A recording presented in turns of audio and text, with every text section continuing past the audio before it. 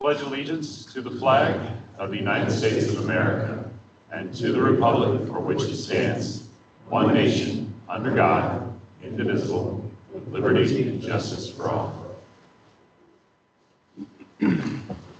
All right. Keith on there? Do we have Keith yet? Have you? Yes, and just to note, it says the recording has started. Awesome. Double checking. Yeah. Picture up there. Video over to that. There he is. We can't. All I gotta do is move him over here. Thank you. And then he took his, well, He's there. He won't show up until he talks. There you go. Yeah. Awesome. City Clerk, can you call the roll? Mayor Gatway. Alderman Costello. Here. Alderman Detweiler. Here. Alderman Gedmeyer. Here. Alderman Johnson. Here. Alderman Whitteman. Here. Alderman Wilson. Here. All right, moving on to the consent agenda. And here a motion for any removals. I would like to remove item 3 from the consent agenda. So item 3 being removed. Entertain a motion for approval of items 1 and 2 on the consent agenda. So move. Second. All right, here in a first and a second. All in favor? Aye. Aye. All opposed? The ayes have it. All right, taking on item 3, the Town Square Apartment extension from the consent agenda. My understanding is that they intend to postpone this indefinitely for some revisions, alterations, and stuff. that's correct. Perfect. All right, entertain a motion to remove or to postpone Town Square Apartment extension indefinitely. So move. Second. And all in favor? Aye. All opposed? Ayes have it. That will be postponed.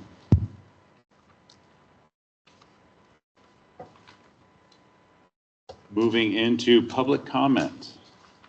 City Clerk, do we have anyone to speak? Yes, Cheryl Bratton.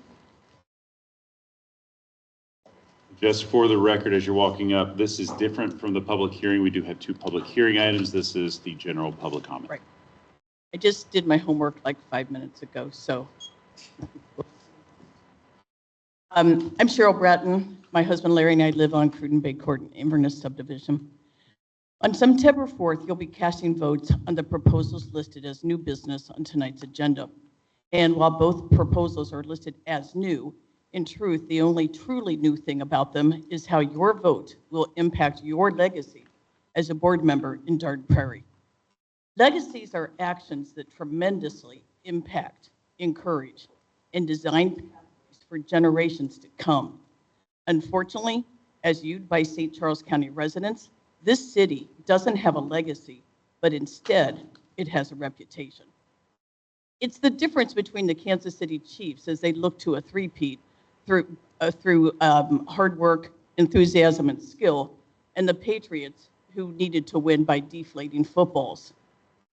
This city has a reputation because past boards ignored their legacy and voted to spend $2 million on a stump road project that resulted in the killing and cutting down of trees.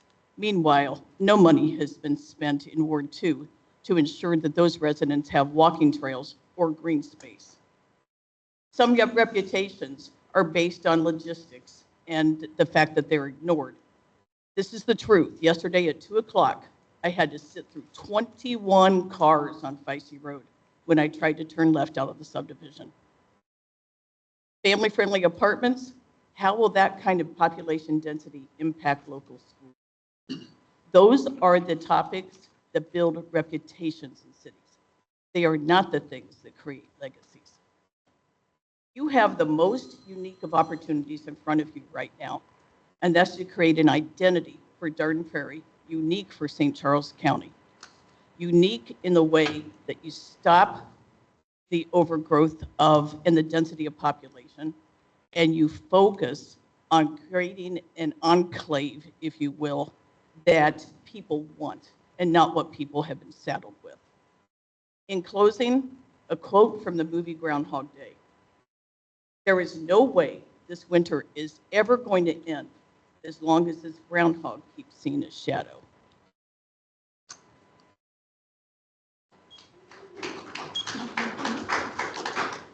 Marcos Javier.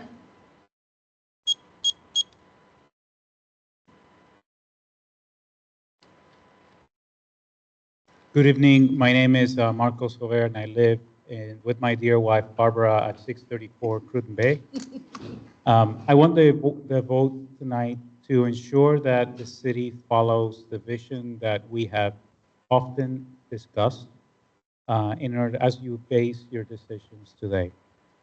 Specifically, the first item that I understand that has been postponed, but I'd like to make sure you keep in mind, is the vote on the apartment expansion at Pinecrest.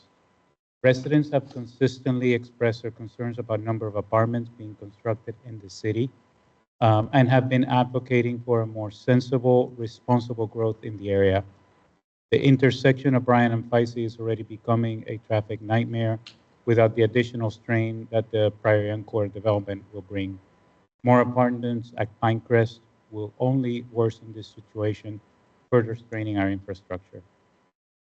And second, I'd like for you to consider as well what we have discussed as part of our vision as you look at the Goodwill Warehouse proposal for Feisty Road.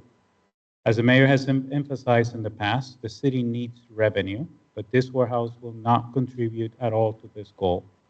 Instead, it will add more truck traffic to the already congested Bryan and Feisty area. Please vote no and wait for a proposal that aligns with the city's priorities and needs. Thank you. Carl Moss. Good evening, Aldermen, Alderwoman. My name is Carl Moss. I'm a resident in the Cordova Residents Association, and I'm president of the association. My understanding that this evening there may be a change in what was expected to happen, which was that the escrows that were set aside and retrieved from the city were going to be used to replace 21 slabs in Cordova. The developer and representatives of his have in the past claimed that they were going to do this very same thing and repeatedly have not done so. Our request that you are very careful and watchful, and that the engineers for the city and the inspector carefully watch that they complete what they claim they're going to do and not continue to postpone this as they have for the better part of over 2 years now. Thank you. Doug Beaver.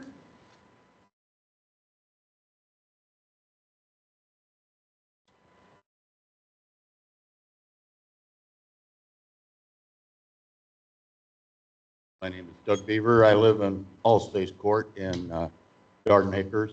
And first of all, thank you for turning the speakers around. You can actually hear now.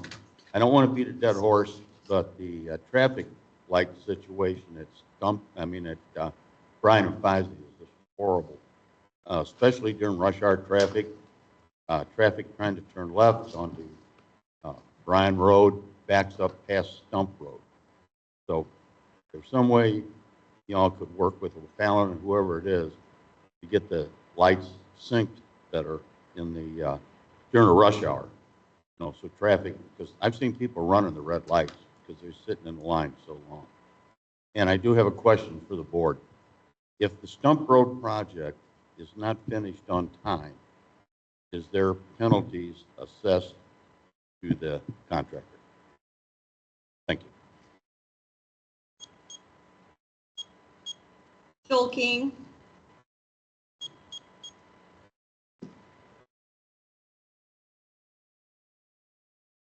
Joel King, 2 Toussaint Drive.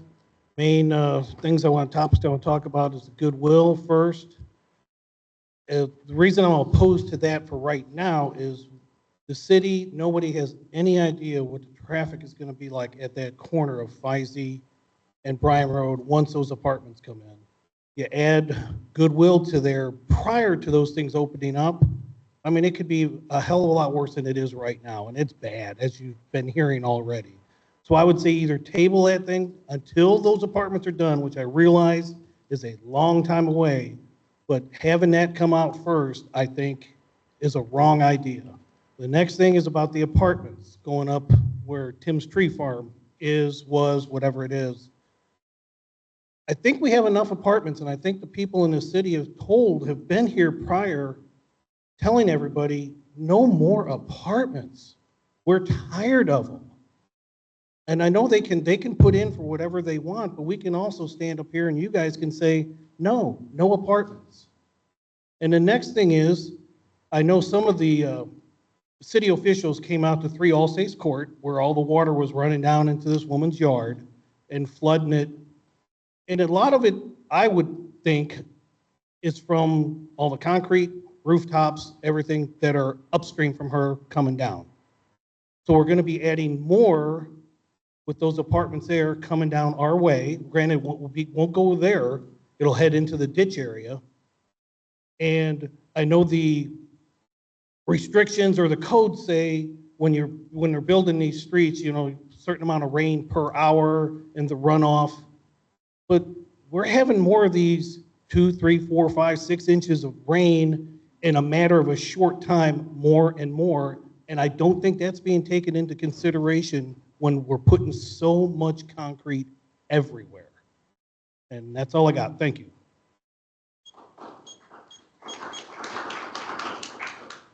Vern Carter.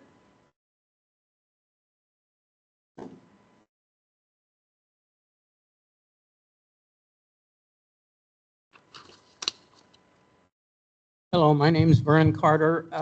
I live in the Pinnacle Point subdivision with my beautiful wife, Pat.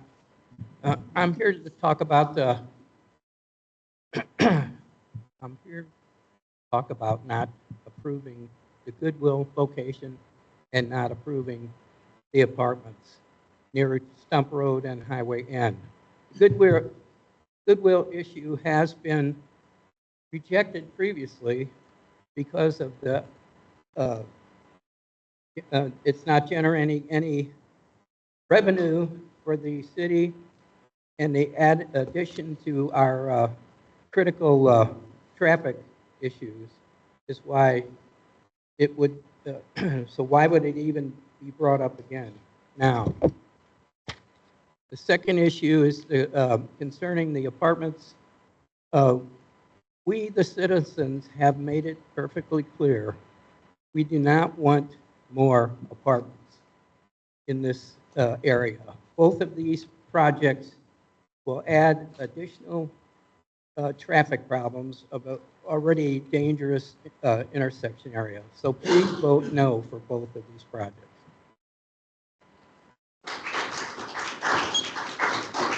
That was the last speaker.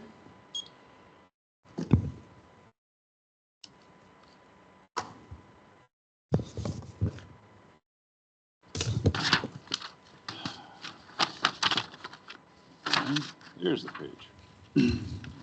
Thank you, everyone, for coming forward and making your voice heard. We'll move into public hearing. Start with entertaining motion to open the public hearing for the CUP and site request plan from MERS Missouri Goodwill. So moved. Have a second? Second. Brian? Sorry, I didn't hear that. Right. And do we need to say all in favor, right? All in favor? Aye. All opposed? Ayes have it. Right. I think it's customary to have the applicant come forward and present first. And I do want to make one clarification before we get too far into this. Our rules of order that were put in place relatively recently do dictate that new business is read once in one meeting and then read the second time in the next meeting. So I do not anticipate, unless the board deems this is an emergency action, which I do not expect, I do not anticipate there will be a vote tonight to approve or deny. As with anything, and this will be my spiel every time that something new comes before the board, we do want to look at everything with fresh eyes. We do want to give everything a fair shake, and we do want to withhold judgment until we have all the the details. So I would ask that everybody keep an open mind when listening to this presentation and make your opinion after that. Thank you, sir. Thank you. You guys have this rendering all in front of you, correct? You guys have all seen this, I'm sure.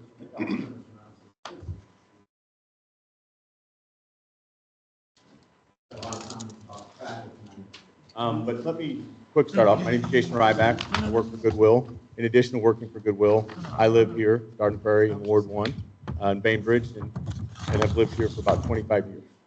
So I wanted to start off with a real quick touch base on why we're back. The first time when we started this process, we had a building here, an additional about 2,000 square feet on it for retail. And that's what we started the submittal process for last time when we came in front of P&C and in front of the board. Through our due diligence, we found out due to the restrictions on the land, when Quick Trip came in, we could not have retail on this piece of property. So we can't have anything that sells anything. We can't develop anything that sells anything that Quick Trip sells. So soda, coffee, chips, snacks, hot food, cold food delivery, no type of retail that would be in competition with Quick Trip. So that's a very common thing that Quick Trip does when they move into an area to kind of box out competition. So this is a revision of that original submittal. As you can see, and you guys can see on your screens there, this is just the donation, the attended donation center.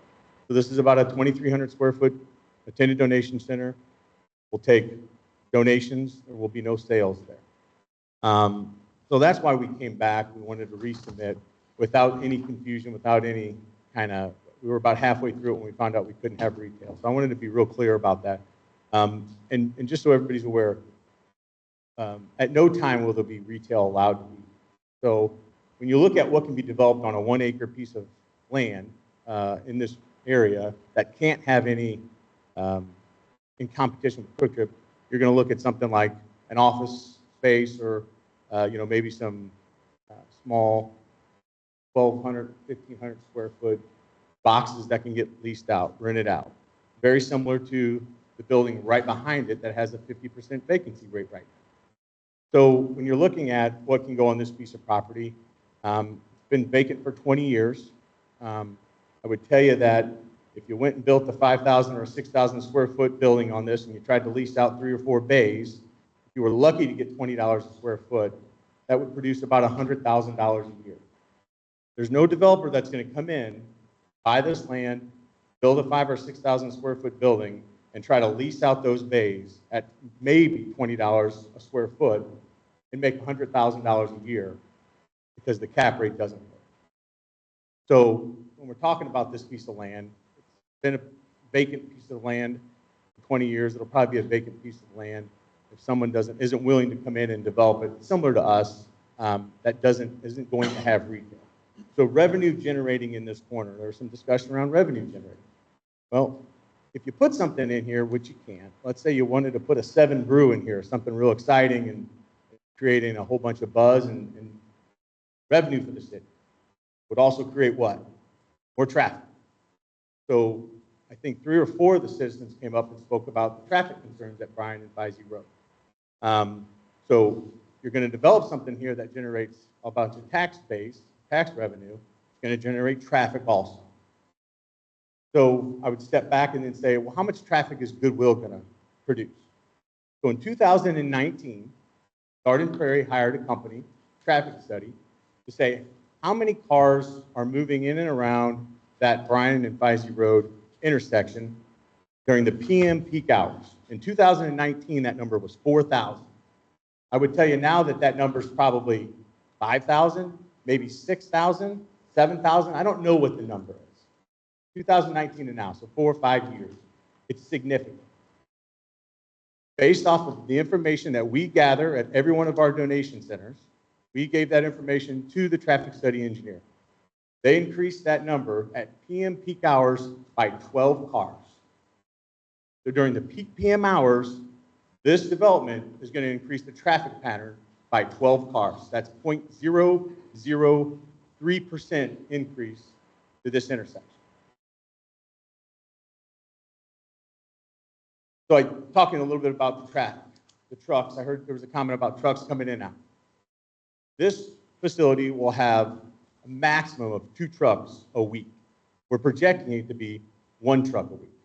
And I would tell you that it's probably 1 truck a day because the way that the facility is designed, it's designed to take donations, house those donations for extended, not extended period of time, but 3, 4, 5, 6, 7, 8, 10 days, and then load that trailer during an off-peak time, and then bring it back to the central processing. So we're not going to have trucks driving in and out and all around.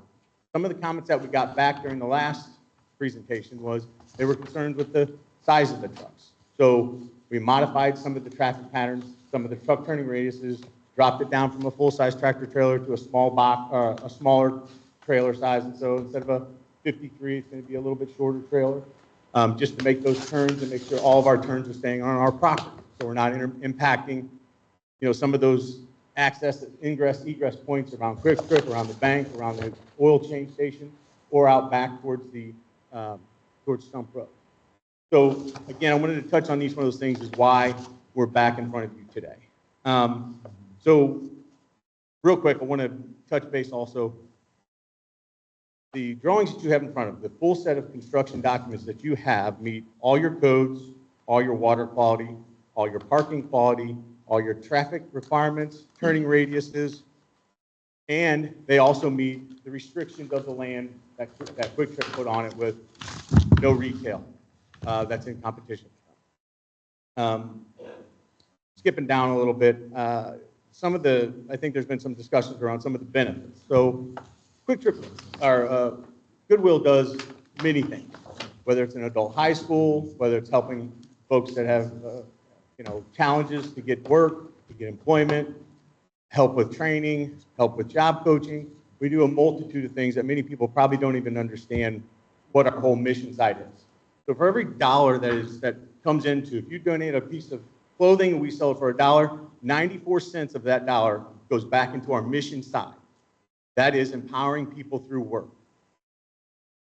These donations is what allows us to function. In addition to that, when we talk about what some of the things that a donation center would do for Garden Prairie specifically, 6% of the landfills in this world are full of textiles, are full of clothing. 6%. This is a giant problem that you're going to hear about more and more as years and years come on. It's why the Patagonias of the world are now allowing you to bring back a coat, get 60% off a new coat. It's because it's becoming an epidemic of these textiles filling up landfills.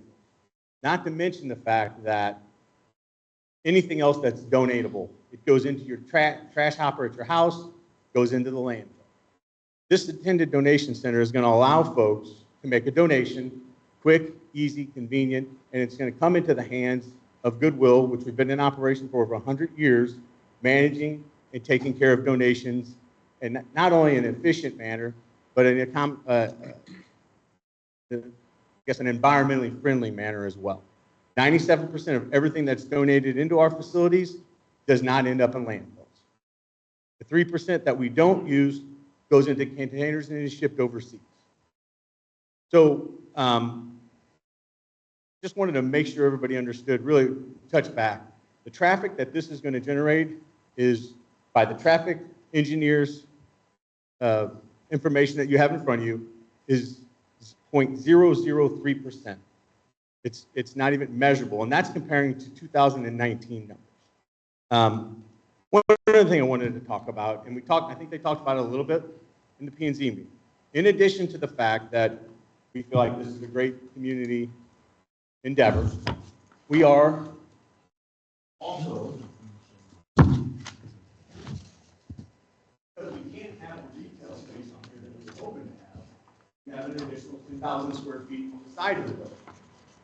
Goodwill is willing to deed that 10,000 square feet over back to the city for you to do whatever you want. In addition to that, we're even willing to maintain the green space, the turf, the landscaping in and around this because we'll be maintaining ours. So we'll take care of the cost of maintaining the green space, making sure it looks presentable at all times, even while we're willing to deed it over to the city. Now, what you do with this is completely up to you. One of the things that we've shown on here, because I live in Garden Prairie and I know that the pickleball courts here at City Hall are overwhelmed. You can put 2 pickleball courts and 10 parking spots on this property if you want. You can put, we've done drawings with 9/11 memorials. We've done drawings with first responder memorials. We've done drawings with a sitting fountain. There's many, many things that you can do with this 10,000 square feet. So, real quick on another topic, just so you guys understand 10,000 square feet, the value of 10,000 square feet in Garden Prairie. If you look at the value of a square foot of piece of property in this neck of the woods, people would say between $15 and $25 a square foot. With the restrictions that this one has, due to the Quick Trip on the corner and the restrictions that they put on this piece of property, you could even say maybe it gets down to $12 a square foot, even lowball it at $10 a square foot. That's $100,000 worth of vacant land that's going to sit there as vacant land that we're willing to deed over to the city that you guys can do. It's closer to Ward 2. You want to put a walking trail. You want to put a dog park. Whatever you want to do with it. It's an opportunity for the city to do something for the residents at what I would consider to be a discounted rate because we're ready to give you $150,000 worth of land. In addition to the fact that we've talked about, we're not going to be a traffic generator in here, almost a net zero generator, but then you're going to take another 10,000 square foot of land and be able to ensure that that's not going to increase traffic concerns at this intersection. I think I touched on everything I wanted to touch on. Is there any questions that anybody has? Anything that I haven't touched on that you think? Yes, ma'am. Is there a real need for this? And the reason why I say this is because I regularly donate to Goodwill. Donated a couple of Sundays ago on a weekend. Usually go to K because it's 3 miles to K, 3 miles to Lake St. Louis. There's also one on 79. There's also one on Mid Rivers Mall. Pulled right in, made my donation. I've never had to wait one car ahead of me, but that's even more of an anomaly. It usually is, I just drop it off. So I'm trying to understand the dire need for another location. So what I would tell you is that's fantastic news. I'm so happy to hear that because I usually hear the other end of this is Never had a problem. I pulled into Lake St. Louis and I had to sit here for 5 or 6 car lengths. So I'm glad you brought this up because it's something that I forgot I wanted to talk about. Another one of the benefits that that when we talk about why an attended donation center is important. One of the things that we did early on, 10, 15 years ago, when everybody started seeing these, I don't know if you guys have noticed them, we noticed them, I noticed them, these boxes that pop up everywhere, right?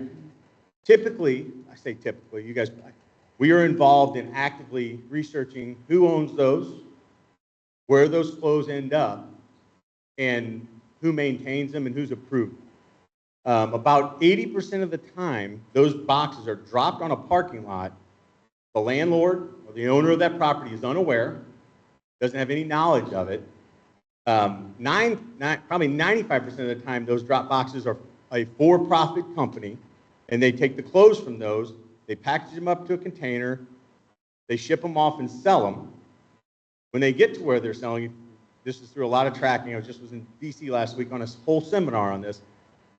60% of those clothes end up in a landfill because they get the kind of the pick of the litter gets pulled out, they sell that or donate it to their communities, everything else goes in a dump. So I say all that to say that one of the things that we're trying to do is remove those donation bins in all these parking lots because they're not managed, they're not they're not managed from an operational standpoint, and they're not environmentally managed very well. And then to speak to your other point, the really long answer to your question, the donations in this community, as you can imagine, are very, very, generally speaking, very nice donations. What that means is when people donate in the Garden Prairie community, usually those donations have 2 or 3 lives left in them. So in this community, in this area, it's important to get those donations into our system so we can continue to do our mission. So I would tell you that 2 to 3 miles is probably, if you measured from where this is to where O'Fallon is, or where this location in Garden Prairie is to where Lake St. Louis is, it's probably right at about 2.5. We typically don't go any smaller than that, but in this community, with not only the amount of increase of growth that we've seen in the past 20 years, but what's going to happen in the next 20 years, yes, it is a need, and it's a. But is it a need? If I'm never waiting, I'm pulling right in. I mean, I think I mean, and granted, I love that because I'm making my donation, don't even just can flip the trunk and they can get it. I mean, I could see if it's like, oh, well, you had to wait 10 cars. Oh, it's really bad. And I would think on the weekends, it's not like I'm a Tuesday afternoon. It's on the weekend. I would think that you'd have more traffic there. So I don't understand why I never seem to have problems at K with maybe one car ahead of me. And now it's like this perceived need that we need to build this facility in Garden Prairie. I guess what I would point to is this. This is what we do every day, day in, day out, and we evaluate this. And I wouldn't be here in front of you trying to buy a piece of property and spend $1 million on putting a building on it with zero retail revenue coming out of it, unless we perceived it as something very important and critical to our mission. Thank you.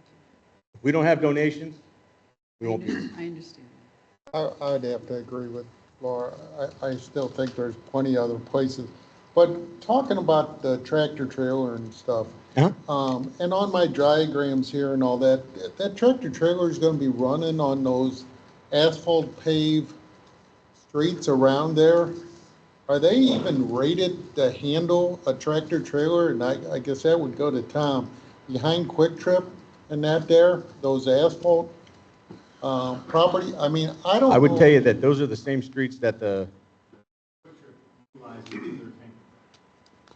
Right. I mean, but then they add another truck to that. The other thing I have the question on is the space you were talking about, you were willing to maintain it. Well, if we approved the property building for you, you'd have to maintain it anyway. That would be your responsibility in the city to maintain that 10,000 square foot piece of property. So all I was pointing out is that if we dedicated it to the city, it would then be your property, and typically you would maintain it. We're willing to, even if you owned the property, we would be willing to maintain it. Before we're going further, I believe, doesn't it have to be 1 acre? A lot? Can they even donate that small a piece? It would have to be 1 acre for you to actually deed it to the city. So we couldn't even take it from you because it'd have to be at least 1 acre. I was under the impression the Board of Aldermen can make any kind of concessions they want, but if we have to do an easement, we can do an easement. I mean, I just. We could do a license on the deed as well.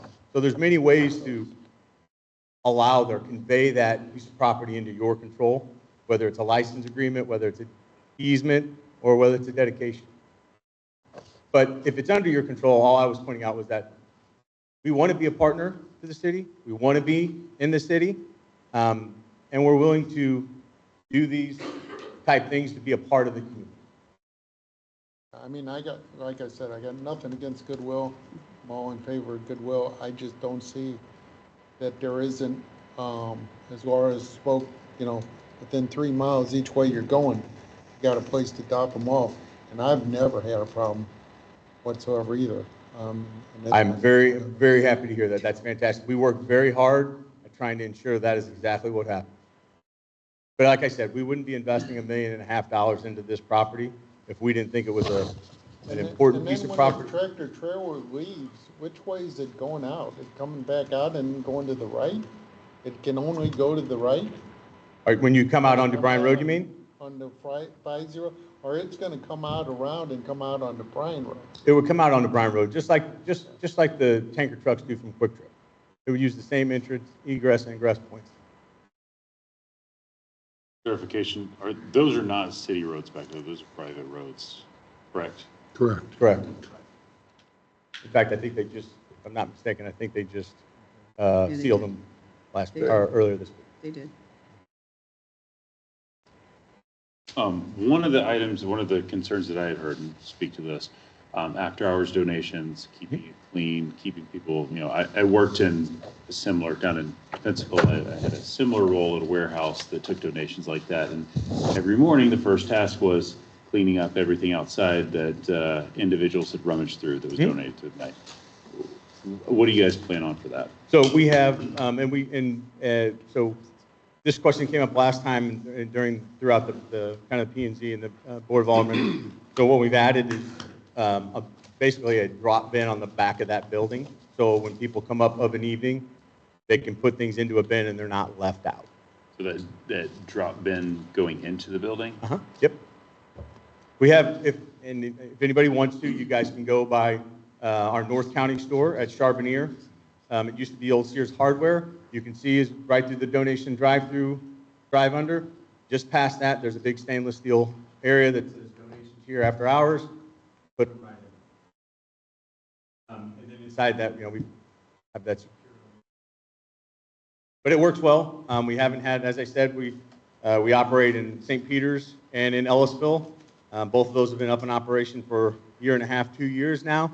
Both of those have received 0 complaints from citizens to the city about donations being left out, the areas not being tidy, unkept, anything like that. All those complaints would come to me. That would be my responsibility, and we haven't had one. I stood in front of St. Peter's Board of Aldermen and Ellisville's Board of Aldermen having this exact same conversation. But one of the other things I do see, and like St. Louis one, is I drive by there quite often, is late at night, people dumping off couches and chairs and everything else. I mean, that's another problem, Well, it is a problem and we have to deal with it on a regular basis, but what we hope is that if they're dropping off a couch or a chair or a mattress outside our door, it's not ending up in the ditch or on the side of the road somewhere else in the community. So we'll take that responsibility of managing those things that are left there, and it really takes it out of the city's concerns or hands, because people are gonna try to get by with sometimes with some of the easiest ways, right? If they're willing to at least get it to our back door, we'll manage it, and it won't end up on the side of the road or somewhere where it's not where we don't want it to be. I really don't think that people are intending to put it on the side of the road. I think they're intending to actually donate it, not knowing that you don't take those kind of items. And I think that's the intent of the people. There may be some of the other people looking for a place just to get rid of, but I believe that's their intent when they drop those off. So yeah, it's not, so again, we're not going to, we don't have a big dumpster, a big compactor, and we just throw that stuff away. That gets loaded into our truck, we take it back to central processing and make a decision on where it's going to go. Again, environmentally friendly, looking at the kind of the full life of those donations and really getting the most use out of them, because as I said, every dollar that we make, every dollar that we bring in at these retail stores, 94 cents of that goes back into empowering people through work. We've got an Excel Center adult high school. When people age out of the high school system, 21, you can't go back and get your high school diploma. We've got over 1,200 Goodwill. I think they do a fantastic that have graduated job. from that. I mean, a fantastic job. Nothing personal. I don't know. Any other questions? All right. I appreciate your time. Thank you for your time.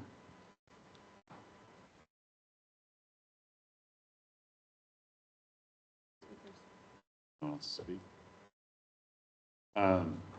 We are coming up on what would typically be the end, but I would open it up. Is there anyone who would like to speak in regards to this? All right. Sorry. Is there anyone else who would like to speak? We can go ahead. If you'd like to.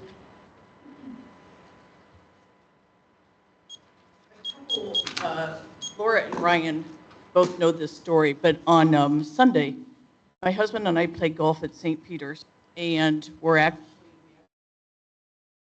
opposite way from 79 on Salt Lake to Mexico. And as we were driving that direction, I glanced over and saw this building that said Goodwill Express. And I thought, oh, So after we got done eating, I said, let's go back. I want to take some pictures. That looks really nice. Maybe this will be helpful. So I didn't know they were open. The sign on the front said open 9 to 5 or something like that. I took a picture from the front. I took a picture of the donation site. I took note of the fact that there was only one car in the parking lot in the front. The front of the building was completely glass and had black panels in it that said Goodwill. It looked nice. So apparently I triggered the automatic door and the guy came out with the blue bin. And I said, oh, I'm so sorry, I don't have any donations. I said, I was just here. I said, I live in Garden Prairie, and I said, there's a Goodwill donation site that is being considered. And I said, I just wanted to take a look at this. I said, do you have a lot of traffic? And he was very nice. We chit-chatted. And I said, so let me ask you this question. I said, trucks. What kind of trucks come in and out of here? And he said, well, what kind of, my husband was in the car, and he pointed to Larry and said, well, what kind of trucks come back and forth from his office? And I just kind of laughed. I said, no trucks, he's retired. And he said, it's none of your business. And he turned around and walked back in. Something's up with the trucks. There's a privacy fence behind that Goodwill with homes right there. But it was a very pleasant conversation. In fact, I kind of got in the car and was pretty bewildered by what just happened. Something's up with the trucks.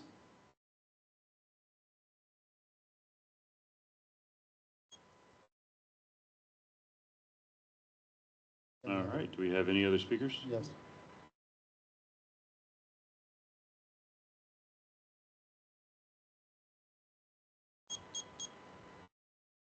My name is Mike Wooldridge, and I am the Vice Chair of the Zoning and Planning Commission.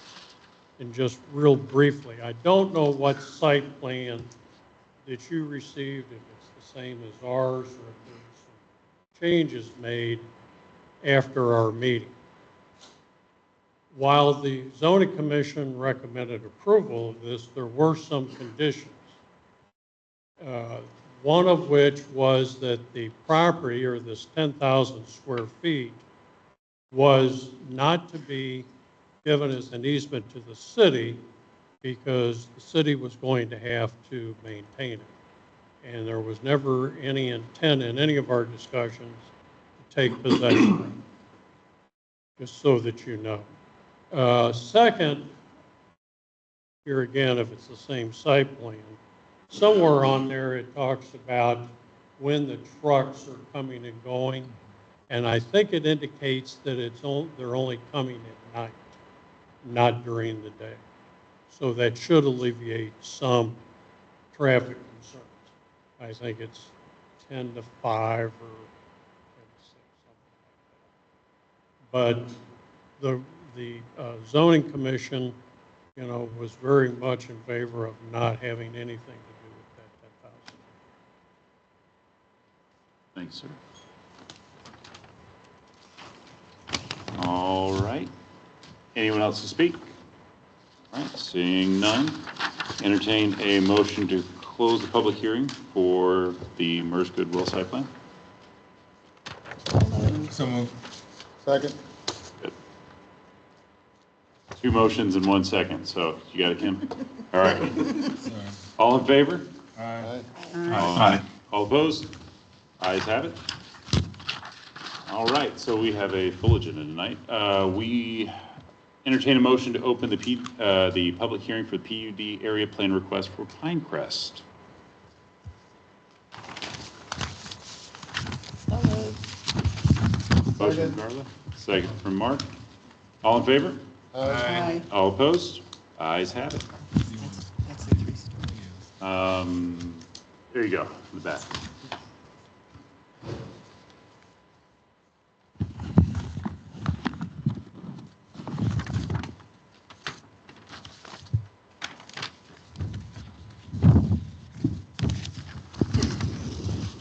Yeah, we have more.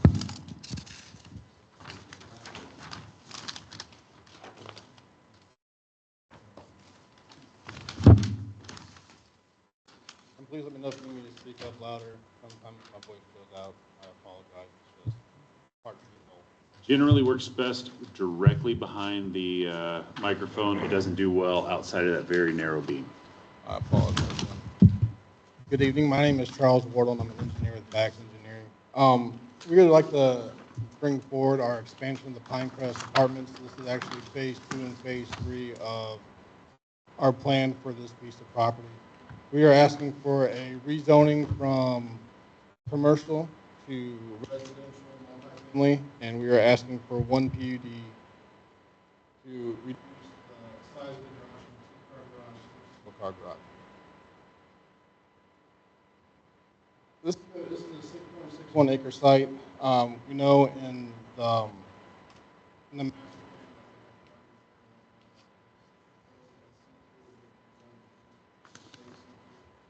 we actually looked at a couple commercial properties, endeavors come onto the property and take a look at what they can do with it.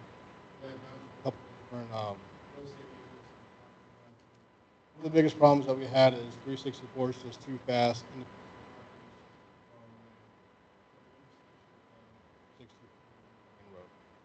because of that, they said it really wouldn't be a good site for commercial unless it was a site. I think the first site is usually an office of some kind or storage. We already have a storage unit next door on one side. Dental offices. We would actually like to expand our current footprint apartments to the west into this piece of property. It's actually going to be in 2 phases. The first phase will be the apartments towards the rear of the property, and then we're going to have single-family villas towards the front of the property. This is going to be a joint. The apartments are going to be, they're not going to be combined. There's going to be no road going between the apartments, but they're going to be shared between the older Pinecrest apartments and the apartments. There's a 50-foot right-of-way along the front.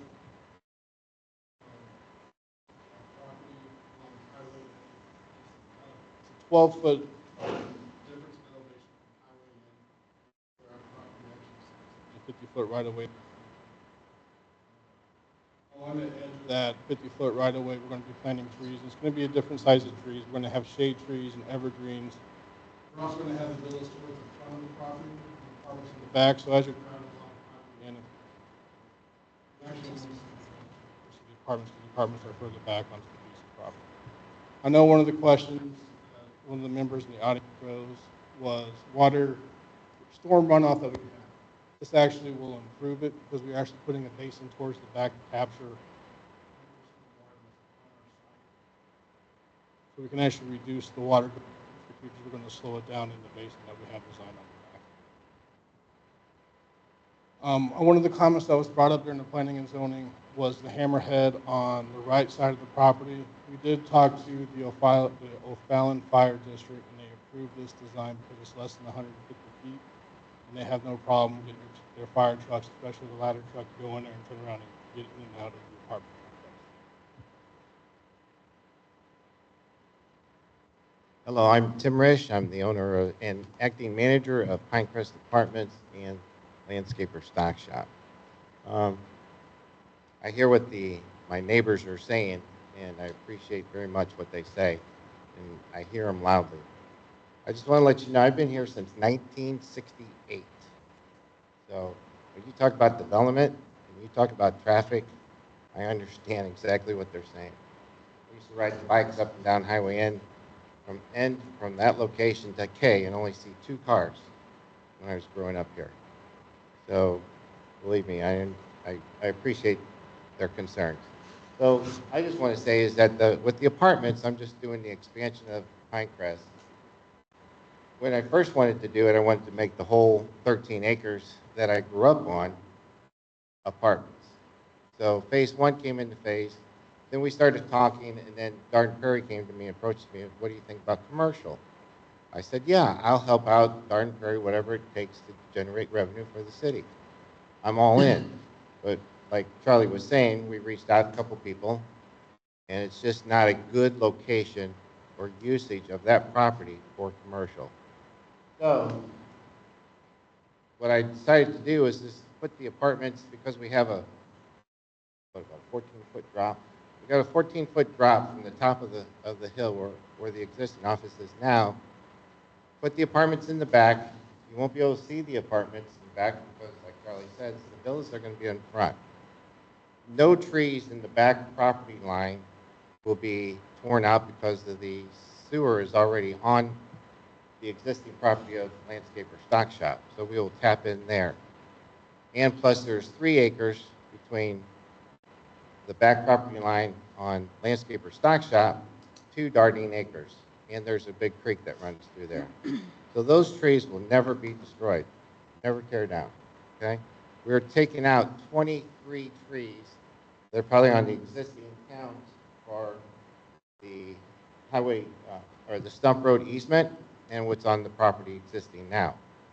I am putting back 80 to 85 trees on this development. Make sure I put the aesthetics of Dardenne Prairie here. I could have condensed this into 4 more units here, but I don't want to do that because I agree with them. It would create too much traffic. So what I did decide to do was present the villas to you so that I wouldn't take up so much concrete, so many sidewalks, leave more grass, and put more trees in that location. So I cut the density down. The density is no greater than what Pinecrest is. And we could have put 1 more unit on Pinecrest as well, but we opted not to because we want to leave Dardenne Prairie more of a country setting, country ruling area. So this is why we came with the mixed use of the apartments with the townhouses, mixed use. So if you have any other better ideas that I can present to you all, I'm all ears. But this is what I think we came up with the best approach for Dardenne Prairie. And I can honestly say that a good percentage, I'm not going to stand here and lie to you, that a certain percentage of people make a left out of when they get on the Stump Road. But a lot of people out of the apartments on Stump Road, they make a left and hit Highway N to go up to Bryan Light. They don't go up to Bison. They make because they want to get on 364. There'll be a lot of people that work in Wentzville and St. Charles, so they hit 364. And that's the reason why I think a lot of the people come there, because it's centrally located. It's easy to get on that highway, go to 40 or to go to St. Charles. And also, if you look down there at the entryway, in the future, here I go again, I'm going to get myself in trouble. There's an option of, guess what? Pickleball court. The only reason why we did that was because if somebody down the road would want to come in and use that as a commercial piece, it's easier to rip out two pickleball courts and sell that piece off, rezone it back to commercial, sell it off, and have a commercial piece for Dardenne Prairie. So that is the reason why you see the pickleball courts there. Okay. So my first question would be, will you still continue to market it as a commercial property there? If someone, oh, sure. The first thing I wanted to do was thank you for the maintenance that you have on your existing property. That's well kept up and maintained back there. That's a big plus to me. If I may say, I just want to let you know, I do all the garbage disposal repairs and tear outs, and I also use the plunger. So just kind of let you know, I'm the acting manager of it. Wow. I'd rather have the garbage disposal than the plunger. Where it's situated, it works adjoining to the other property with the villas up front and everything, and on the other side is the storage building, I believe? Yes, sir. It's a three-story. Yes. On that side.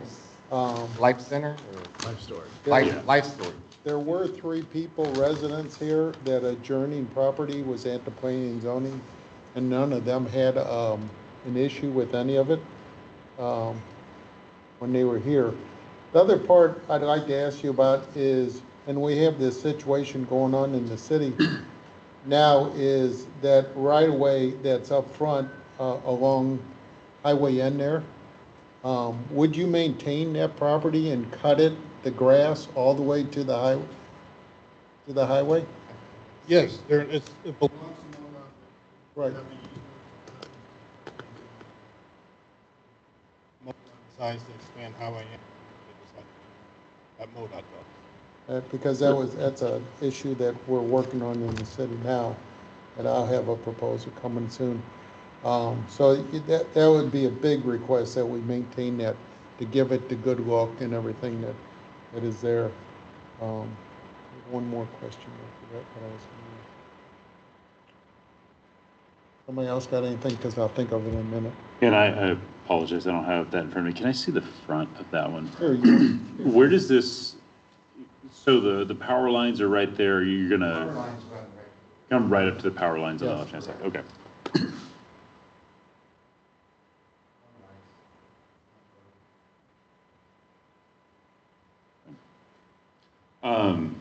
I heard you mention about the slope backwards. And my concern is in relativity to highway end height.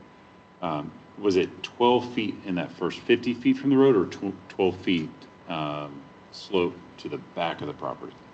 It is 12 feet. It is 12 feet from highway. I'm going to guesstimate about 150 feet into the property is a 12-foot rise up. And that gets to an elevation of a 624. And then from the elevation of 624 to the back of the property before you get into the base, and goes down to a 608. Well, 610, sorry, it goes down to a 610. That's a 14-foot drop in the back, a 12-foot drop, a 12-foot gain in the front. So that being said, how much from highway end, since you're the engineer, how much of the apartments would you be able to see from highway end if there were no townhomes? Because that seems like it would drop them down into that bowl. You might be able to see the roof line. That'd be about all you can see from the roof line. But the further out you go, the further you can see, because the elevation changes and you go further out. You have like, so the closer you are to along highway end, you might be able to see the roof line, but you're going to have a hill in front of you with trees, so those trees are really going to block a lot of that line of sight. Okay, but then of course there's going to be the townhomes. So then the villas behind that, and then villas, really, you might see the top of the roof. Okay. Oh, I remember. I have those moments too. They're all two-story villas. Have you considered one-story with the aging population and stuff like that? I have, and I've looked at some one-story villas. Problem with that is I would take up so much, I have to go wider. So you'd have two instead of four, basically. Exactly. I just, And the property just doesn't allow me to be able to do that. So basically, you're only talking 44 apartments, and you're talking 20 villas. And how many, I guess it's on here, one bedroom, two bedroom, three bedroom? All two bedroom, They're all two bedroom, two bath? Okay. The apartments are 980 square feet. The villas would be 1290 square. That's all I have. I have a question. The picture that you have, this one that you gave us, where did you come up with this? Those villas are over at off of 40 and DD. Fisher and Frickdell are building those. I know that's a three unit. The ones I'm going to do would be a 4-unit. So it's an image of them, of theirs. And you're asking for a one-car garage instead of two. I know why. I know why, because you told me why. But the problem I have is with this picture, these driveways are very short. And I presume your driveways would be approximately the same. And depending on the size you plan to make the garage, most people won't probably be able to either put the car in or put the car in and have a bike or whatever else that they're gonna have. Because I'm gonna assume that these are gonna be not purchased, but rented or leased by younger people with probably kids. So you're gonna have cars sitting out on these driveways, and then there's not enough green space between driveways for a car to be in the street. I really don't understand how you think you can accomplish that. We highly, when we rent these, we will tell the people that we will not allow parking on the street. People that move into these apartments will have 2 cars or 1 car. No cars will be parked on the street. It's in the driveway.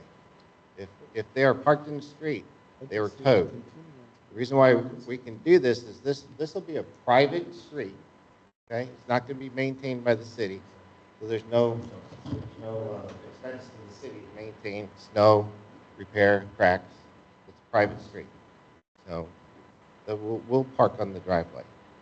What about, because we would assume that these folks would have guests temporarily, will you Well, have guest parking somewhere on the site? I'm talking overnight, 2-3 days.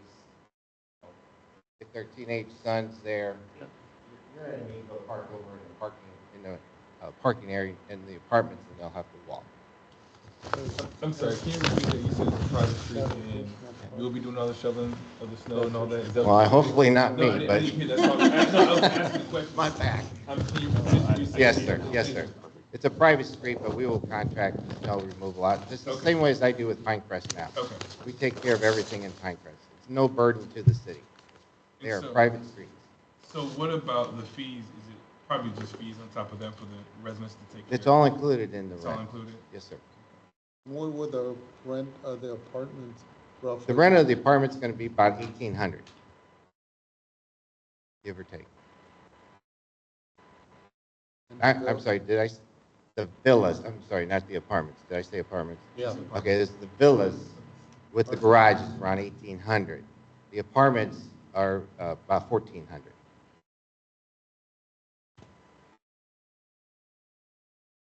You were asking about parking. There are 64 units in here, and according to your ordinances for parking, you have 2 spots per unit. We're actually offering 154, so we're offering 24 more spots outside of the required parking. So you have the garage and the driveway. And the driveway is going to be 20 foot long because it's a 20-foot building setback. The driveway is 20 foot long, then you have the garage. Then you actually have parking in front of it because you have 9 spots in front of some villas, and on the other side you have another 18 spots. So there will be parking. The street will actually be inside the parking lots, the parking area. And just to confirm, you said 3? I'm sorry. For the apartments, 3-story or 4-story? There are 2 buildings in the back. That'll be the 3-story. The one up front is the 2-story. Okay. Because I didn't want that 3-story up front, and then there'd be a sore eye from the road. So I took the level off and only made that the 2-story. I thought I heard 4-story. That's why. Oh, no. Just want to confirm. Thank you.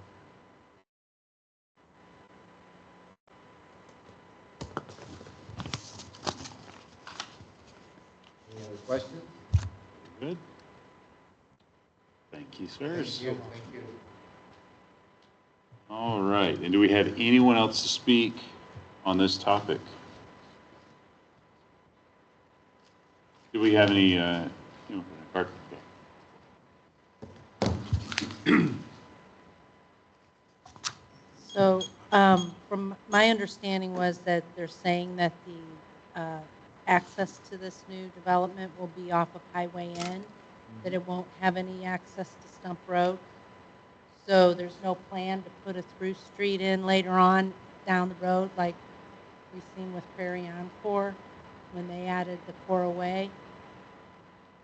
Ask them. Okay. I'm estimating like, what did they say, 144 44 apartments and 20 villas or whatever they're calling them. That's a lot of homes being dumped onto Stump Road if that's what they're planning on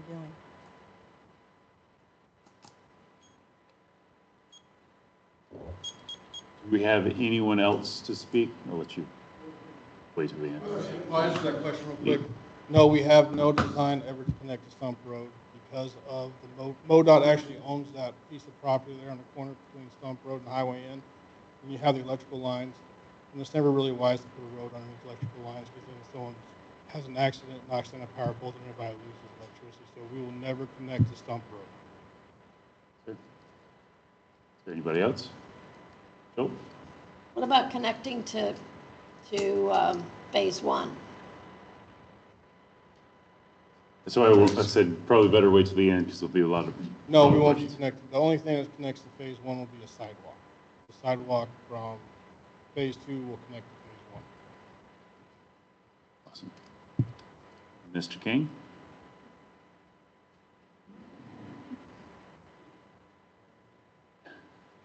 Have you had any discussion with the property owner just north of it? The guy who owns the Johnny and Fox thing? They're at P and Z. And if you have. Joe. And the other discussion I'd like to know, oh, sorry about that. Yeah. And the other part of that would be, have you had any discussion with him to purchase his property later on so that you can expand even more apartments on his property? Because I know the gentleman's, pretty old and probably about ready to give up his business, I think, or sell it or do something. But just curious about that expansion later. And if we can hold the answers to the end just after, because I want to compile those and for the sake of time, is there anyone else who has comments or would like to speak? All right, so you get the final word.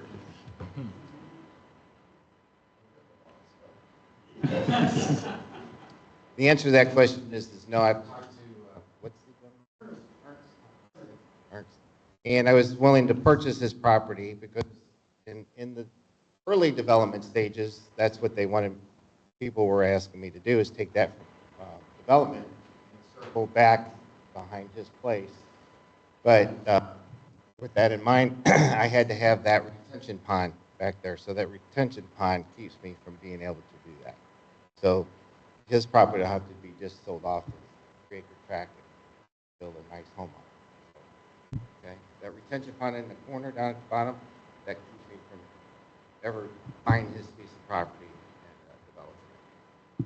All right. Thank you much. Entertain a motion to close the public hearing. So moved. Second. Mark and Ryan, all in favor? Aye. Aye. All opposed? Aye. Ayes have it. So, thank you everybody for holding in there. We are now on to new business. Motion Road Bill 2436 for the first time by title only. Do we have a second? Second. All in favor? Aye. All opposed? Ayes have it. I will go ahead and read Bill 2436. An ordinance of the City of Dardenne Prairie, Missouri approving site plan for certain property located between 1120 and 1155 Road in the City of Dardenne Prairie, Missouri, bearing parcel ID. Do I need to read the parcel ID? 4-0034-9945-00.00004.0000000. Good job. All right, so that is read once. We have a motion to, do we need a motion to table this till the next meeting, or is it just? No, it's just. Okay. Entertain a motion to read Bill 2437. Motion to read Bill 2437 by Second. title only. Second. We have a first and a second. All in favor? Aye. All opposed? Ayes have it. Bill 2437, an ordinance of the City of Dardenne Prairie, Missouri, approving conditional use permit for certain property located between 1120 and 1155 Road in the City of Dardenne Prairie, Missouri, bearing parcel ID number 4-0034-9945-000000.0000000. All right. Motion to read Bill 2438 by title only for the first time. Second. Hearing a second. All in favor? Aye. All opposed? Ayes have it.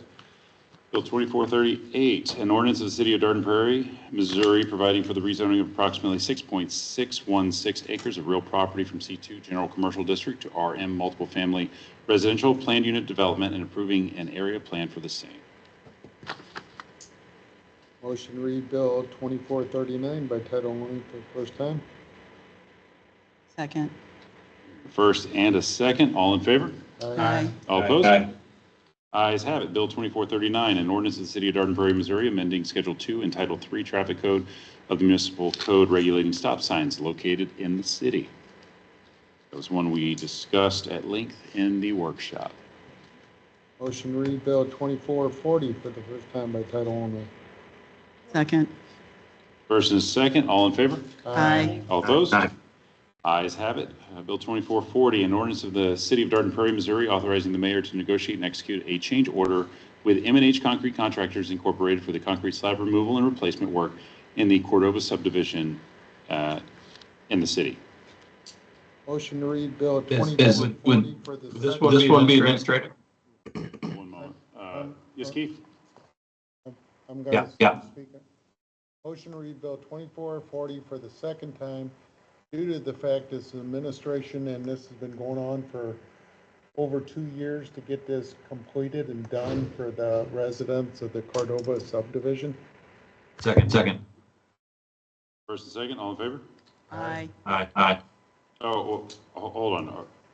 Was that for 2440? 2440. Or was that your understanding, Keith? Yeah, 2440. But also, is 2439, that's not administrative either? I mean, when we passed the stop signs in the meeting in May, I missed one meeting and I came back and they were passed. So how do we, as a city, what's the standard? Because in May, those stop signs got passed in one meeting. So we are in the middle. We already read Bill 2440 once. Let's finish up with that and entertain motion to bring 2439 back forward if that's what you wish. Does that sound good? Yeah. Okay.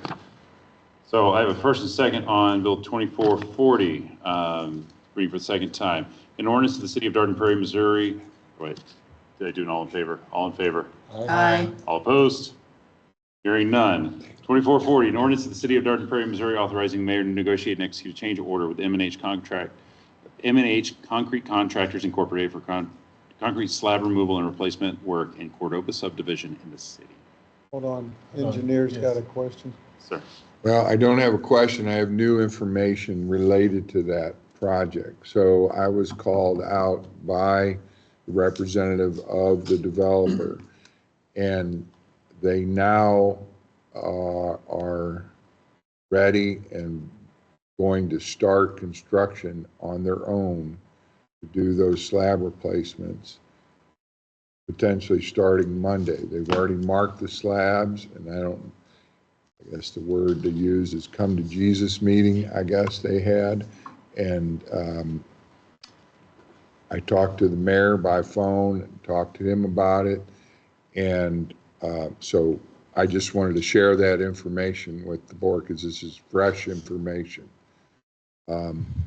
That way the city would not be hiring M&H, and they would not be then deducting that amount from their escrow. So again, I'm just the messenger, but that is fresh information. My question is, can we go ahead and approve this in case they don't proceed forward, then we're already ready to go? You can approve it. The mayor could either veto it, not sign it, and you can repeal it before he signs it. Well, this doesn't obligate him to do that, right? Well, it obligates him to do it unless it's repealed or So, but the language of authorizing the mayor is a direction to him to do it.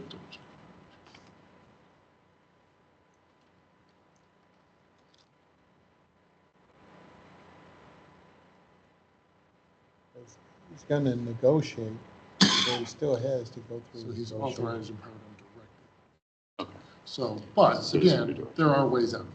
He doesn't have to sign the agreement by. Okay. The only reason I'm saying that is because I hate for them to stall all of a sudden.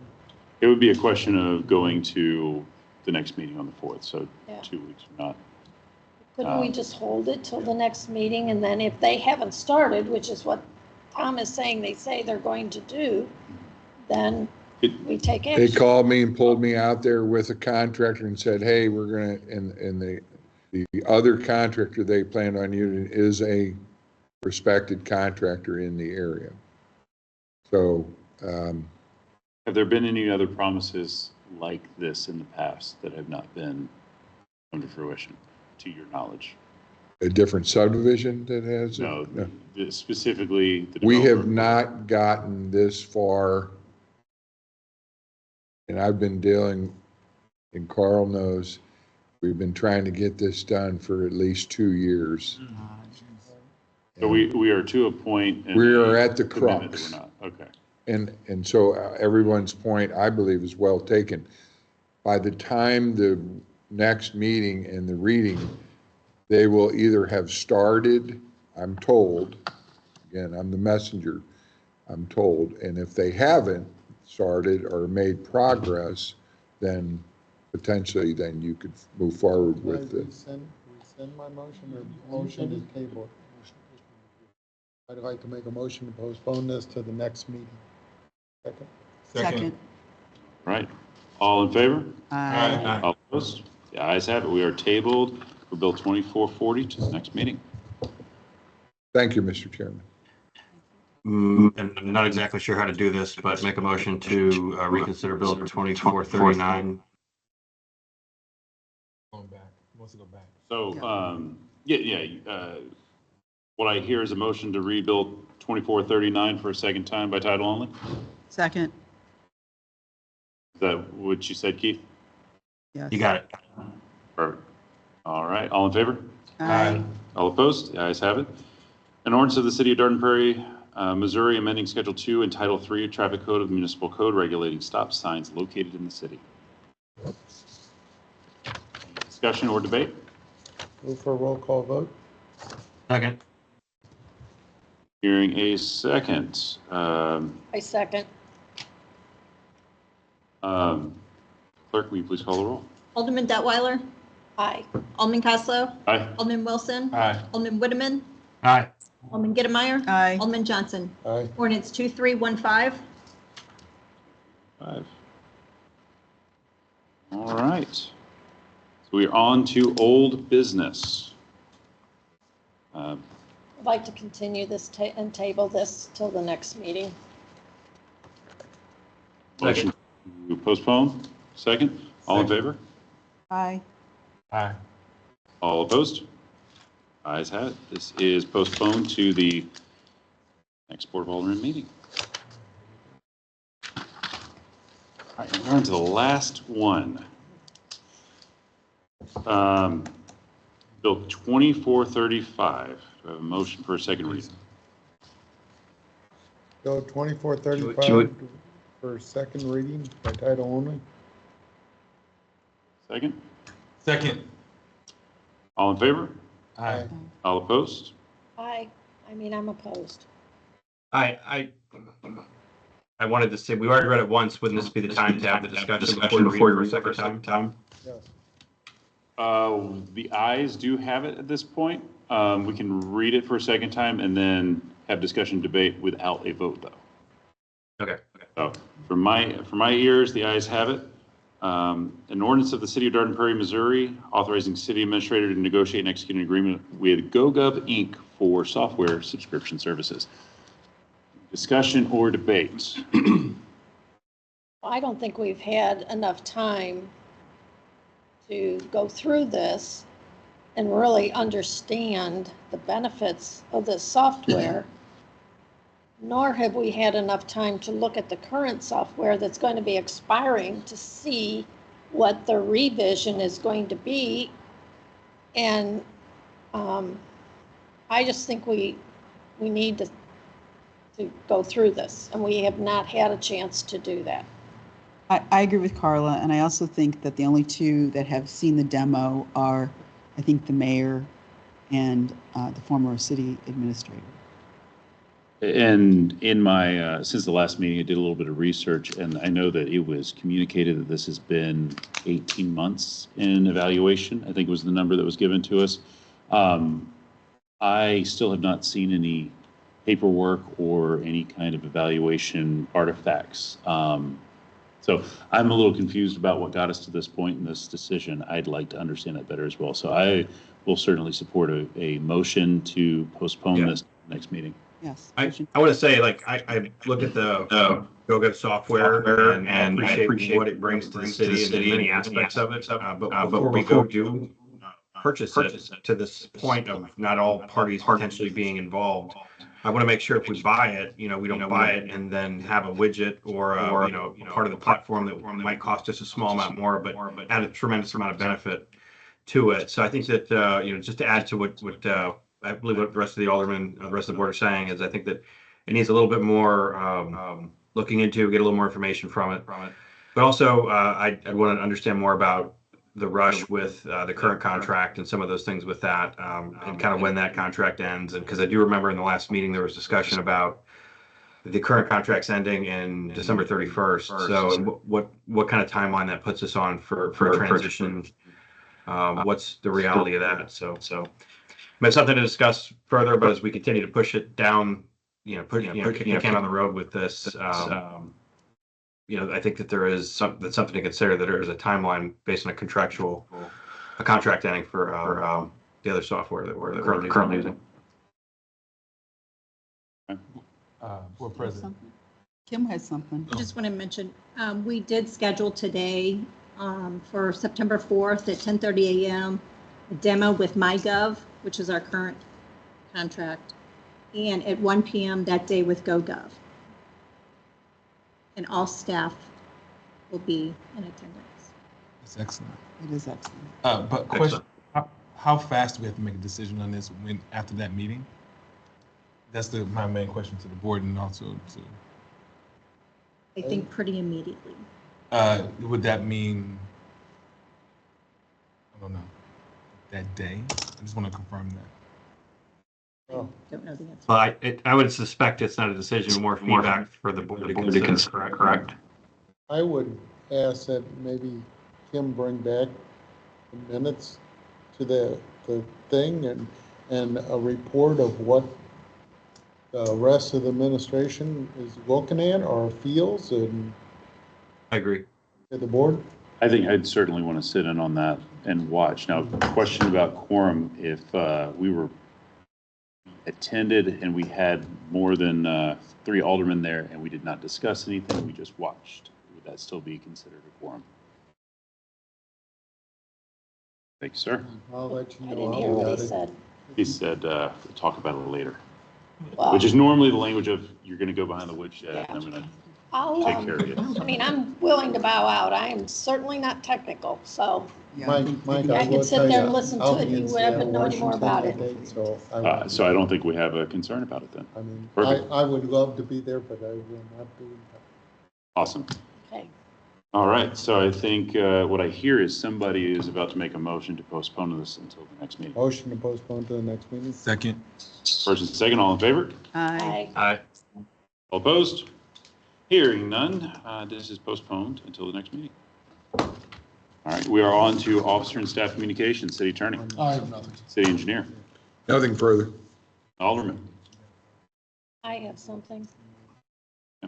I would like to propose that we have discussion or that we bring the Town Square Vision Committee information back to the board and disband the committee. I think that, the committee has failed to continue to meet, and I'm not putting blame on anyone, I'm just saying they have just failed to meet. And so therefore, it's dragging out. I believe the last meeting was in April. And so I realize it's summer, but we had summer too, and we managed. So I feel that they've had their time. I don't feel like that there's been a concession or consensus of what they agree on. And I just can't see that it's going to move forward with any sort of progress. And it's time to bring it back to the board, let us look at it, and then proposed to give it back to planning and zoning. So, is there any discussion on it, or? Are the minutes available for the meetings after November?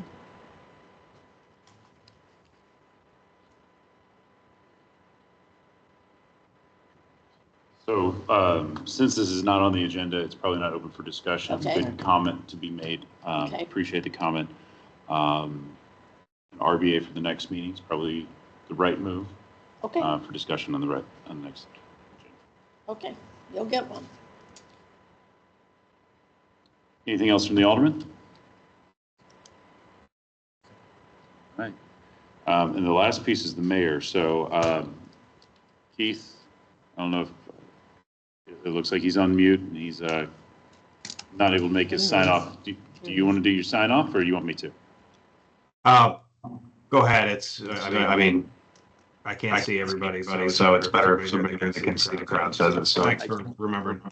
Absolutely. I do not want to break the streak, because I think it's an important note at the end of every meeting to thank the people in the audience, the people that engage. It is incredibly important to hear your voices here and to hear the citizenry of Garden Prairie be engaged, create relationships and network amongst yourselves and amongst your elected officials.